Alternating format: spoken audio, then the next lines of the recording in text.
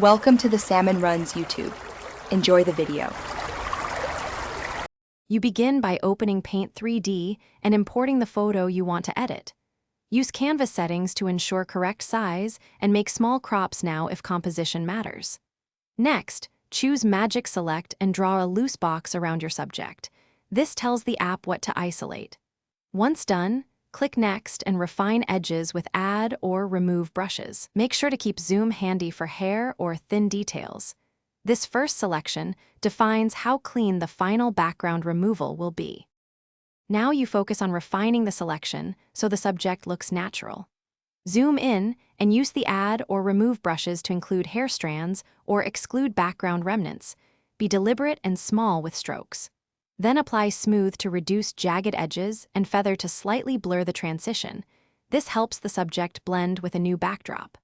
Once satisfied, press Done and toggle background visibility to reveal leftover pixels. Make micro adjustments until the mask looks clean and consistent. Finish by placing your subject over a new background. Add a 2D image or fill a layer with a solid color behind the cutout, then move and scale the subject until composition feels right.